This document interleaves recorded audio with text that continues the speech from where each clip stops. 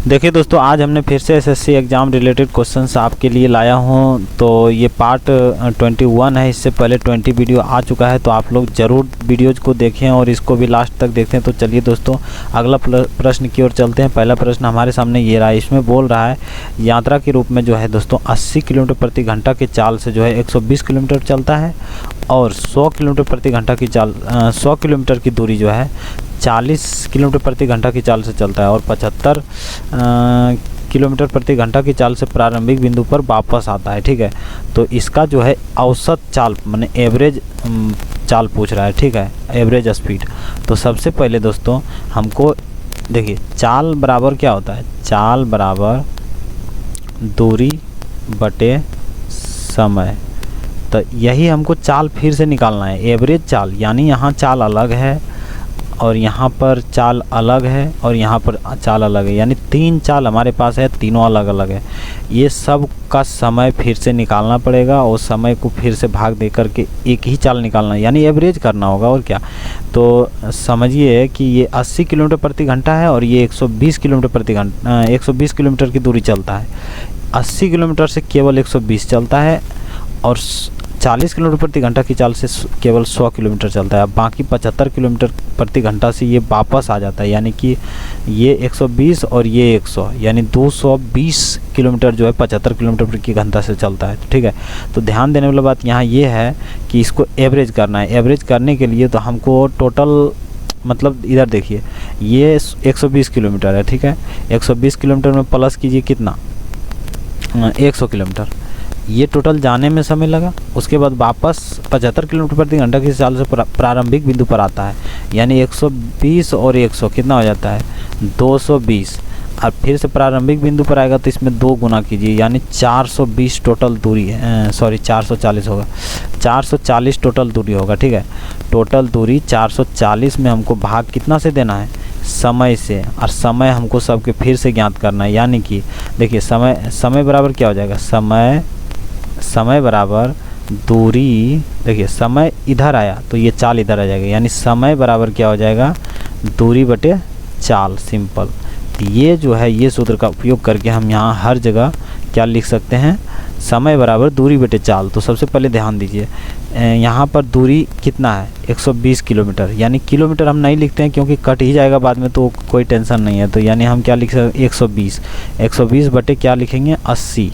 ये स्पीड यानी चाल है 80, अब प्लस ये दोनों लिखने के बाद ये क्या हो, ये टोटल हमारा टाइम हो गया। ठीक है दोस्तों, ये ध्यान में रखिए, ये टोटल टाइम है। और फिर अगला 100 किलोमीटर कितना के स्पीड से चलता है, 40 के, यानी 40। अब फिर टोटल फिर ये दोनों यानी कि कितना, 220 किलोमीटर कितना के हिसाब से चलता है, स्पीड से चलता है 75 किलोमीटर की स्पीड से। अब देखिए यहाँ प्लस होगा और देखिए अब इसको कैलकुलेट कीजिए, आपका आंसर आ जाएगा। ठीक है, तो ये 0 से ये 0 काटिए, ये 0 से ये 0 काटिए, और इधर दोस्तों 15 × 5 = 75 काटिए, इधर 5 चौक 20 और फिर 44 बार से ये टोटल कट जाता है।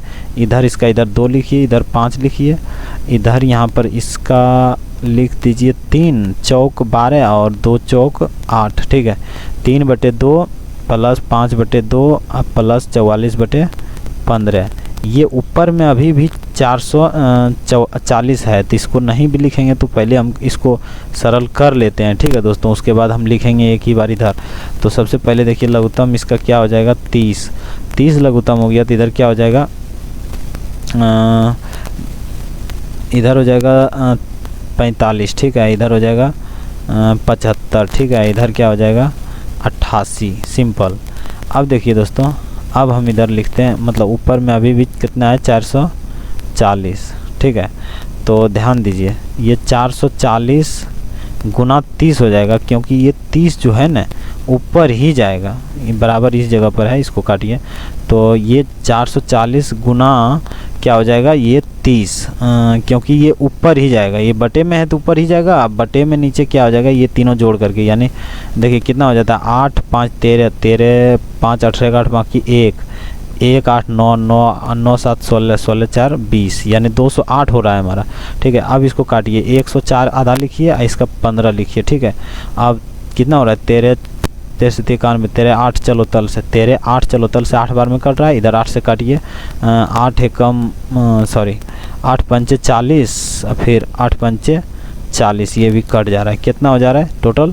15 पचे 75 के 5 बाकी 7, 15 पचे 75 7, 75 5 80, 80 2 82 यानी 825 होता है। ठीक है, 825 बटे 13 यानी 13 से हम भाग इधर देना पड़ेगा।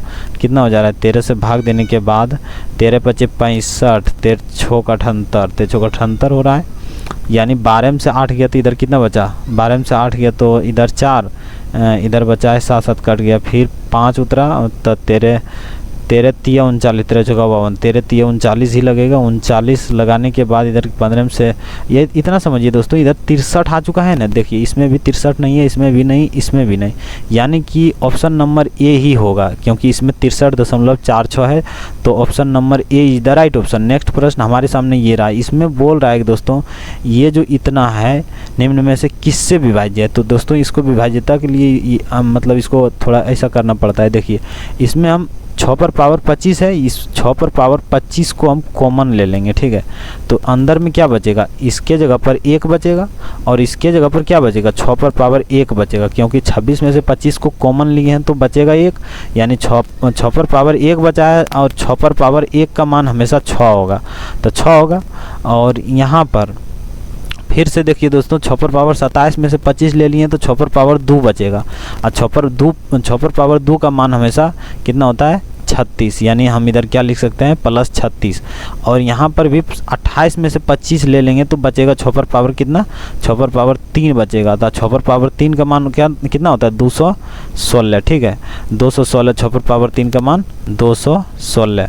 अब इसको कैलकुलेट कीजिए, यानी कि 6 पर पावर 25 गुना कितना हो रहा है? इधर 6 6 12 36 18 1 19 के 9 बाकी 1 1 1 2 2 3 5 5 हो रहा है, और इधर 2 यानी 259। इसको और तोड़ सकते हैं, लेकिन दोस्तों यही हमारा आंसर है। देखिए ये गुना में ये विभाज्य 259 259, यानी option number D is the right option. चलिए नेक्स्ट प्रश्न हमारे सामने ये रहा, इसमें बोल रहा है कि 2 संकेंद्रित वृत्तों की त्रिज्याएं 10 सेमी और 6 सेमी है। बड़े वृत्त की उस जीवा की लंबाई निकालें जो छोटे वृत्त को स्पर्श करती है। तो सबसे पहले देखिए दोस्तों, हमको एक वृत्त बनाना चाहिए। तो वृत्त बनाने के लिए इधर हम एक वृत्त को सेलेक्ट करते हैं, इधर हम एक वृत्त बनाते हैं बड़ा वाला, फिर एक तो छोटा वाला भी बना के इसमें फिट करना है इधर कुछ इस तरह से। जी हाँ दोस्तों, अगर बीच में नहीं फिट हुआ है तो उसके लिए मतलब समझ लीजिए कि बीच में ही है, और इसमें हमको एक जीवा बनाना है। तो जीवा चलिए हम यहाँ बनाते हैं जीवा, जो कि छोटे वृत्त को पूरी अच्छी तरह से स्पर्श करना चाहिए। उसके बाद यहाँ से एक केंद्र भी बनाना है, केंद्र के से यहाँ पर छोटे वृत्त की जीवा हो गया ये दोस्तों, छोटे वृत्त की त्रिज्या हुआ। उसके बाद हमको फिर से यहाँ क्या करना है? बड़े वृत्त की त्रिज्या बनाना है। सिंपल, इस बात को आप लोग समझ लीजिए कितना मतलब आसान है। सबसे पहले देखिए दोस्तों, यहाँ पर 10 सेमी और 6 सेमी, यानी ये जो बड़े वृत्त है इसका त्रिज्या कितना है? 10 सेमी, और ये छोटे वृत्त का त्रिज्या कितना है? 6 सेमी। हमको निकालने क्या बोल रहा है? वृत्त की जीवा निकालें जो वृत्त मतलब छोटे वृत्त को जो स्पर्श कर रही है, यानी ये जीवा मान लीजिए ए है बी है। ए बी की लंबाई जब हमको पूछेगा तो ए बी की लंबाई यहाँ पर देखिए छोटे वृत्त को स्पर्श कर रहा है। तो हम देखिए यहाँ 10 है, यहाँ 6 है, तो हम पहले तो इतना का मान ही निकाल पाएंगे। इतना क्या? तो इतना मान यहाँ समकोण बना रहा है, तो हम इसको क्या कर सकते हैं? ये कर्ण हुआ, ये लंब हुआ, ये आधार हुआ, तो हम निकाल सकते हैं रूट अंदर में क्या? 10 स्क्वायर घटा 6 स्क्वायर कितना हो जाएगा? 10 स्क्वायर घटा 6 स्क्वायर, यानी कि 10 दहे 100, इधर 36 माइनस बराबर कितना बचेगा? 64 अंदर में बचेगा, जो कि 8 के बराबर होगा। ये 8 सिर्फ यहाँ से यहाँ तक का मान हुआ, तो इधर का मान भी 8 होगा, यानी कि 8 गुना 2, 8 दूनी 16, 16 यहाँ हमारे ऑप्शन नंबर बी में है।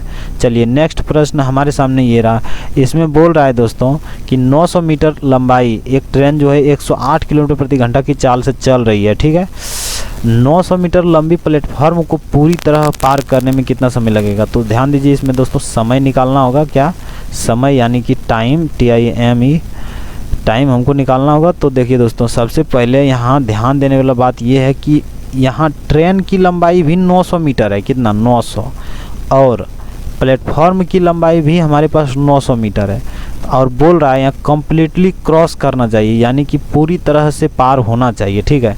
पूरी तरह से पार होने के लिए कितना समय लगेगा, तो हम ओनली एक बिंदु को, मैंने ट्रेन का कोई एक बिंदु पार होने की बात करता है तो ओनली प्लेटफॉर्म की लंबाई लेते हैं, लेकिन ट्रेन का लंबाई भी 900 मीटर है। इसका मतलब क्या है कि ट्रेन का अगला सिरा, मतलब आगे का इंजन पार हो, मतलब शुरू में पार हो रहा है, लेकिन अंत में पार होने की, कम्प्लीटली पार होने के लिए उसका पिछला बोगी, यानी मान लीजिए इसमें 10 बोगी, मैंने 20-30 बोगी, कितना भी बोगी रह सकता है, तो एंड वाला बोगी, जो लास्ट वाला बोगी है, वो भी पार होना चाहिए। तो उसके लिए हमारे दूरी बन जाता है, यानी मैंने प्लेटफॉर्म की दूरी में ऐड कीजिए क्या, ट्रेन की दूरी, ट्रेन की लंबाई, यानी 900 1800 मीटर, 1800 मीटर हमारा क्या है ट्रेन, मतलब मान लीजिए दूरी है 1800 मीटर, हमारे पास दूरी है केवल, ठीक है।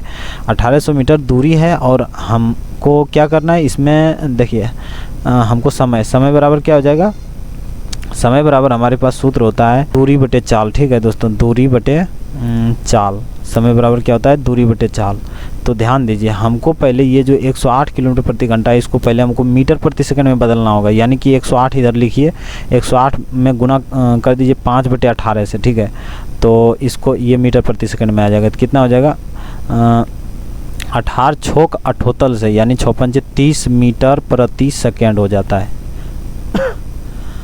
30 मीटर प्रति सेकंड जो है क्या है इसकी चाल।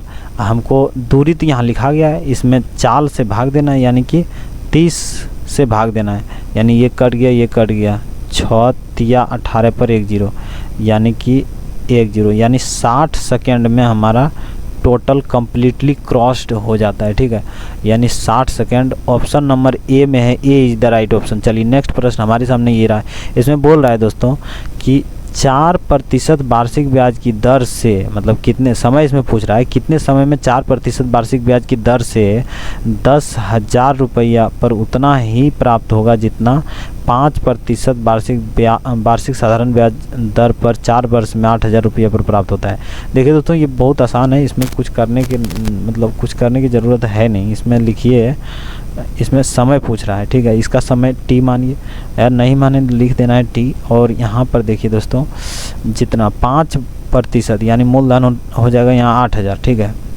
8,000 गुना मूलधन गुना दर हमारे पास कितना है, इसमें 5, इसमें लिख रहे हैं, यहाँ लिख रहे हैं 8 का 8,000 गुना कितना, ये 5% गुना समय हमारे पास कितना है 4, अब बटे 100 तो होता ही है। अब बराबर में यही चीज़ इधर भी, यानी 10,000 और 4, समय तो हमसे पूछ रहा है, यानी कि हम क्या लिख सकते हैं, मूलधन यानी 10,000 गुना दर यानी 4 और गुना समय यानी टी निकलेगा बटे 100। 100 यहाँ देखिए, ये 100 से इधर 2 0 हम काट सकते हैं, इधर भी 100 से हम 2 0 काट सकते हैं, ठीक है। उसके बाद ध्यान दीजिए, इधर जो है ये 4 और ये 4 काट दीजिए, अब बचा हुआ है हमारे पास ये, तो ये कितना से कट जाएगा, इधर ये जो है 20 से कट जाएगा, ठीक है दोस्तों, 20 पंचे 100, ठीक है। उसके बाद 20 चौक 80 कट गया। अब हमारे पास कुछ नहीं बचा हुआ है, अर्थात t बराबर 4, यानी कि 4 हमारा जो है t समय था, मतलब t समय है, तो हमारे पास 4 वर्ष हमारा आंसर हो गया, ठीक है। 4 वर्ष ऑप्शन नंबर सी में है, सी इज़ द राइट ऑप्शन। चलिए दोस्तों, तो आज तक के लिए इतना ही, और दोस्तों इसी तरह का वीडियो और भी आगे आता रहता है, तो आप ज़रूर वीडियो को देखें। तो दोस्तों चलिए आज तक के लिए इतना ही, तब तक के लिए जय हिंद जय भारत।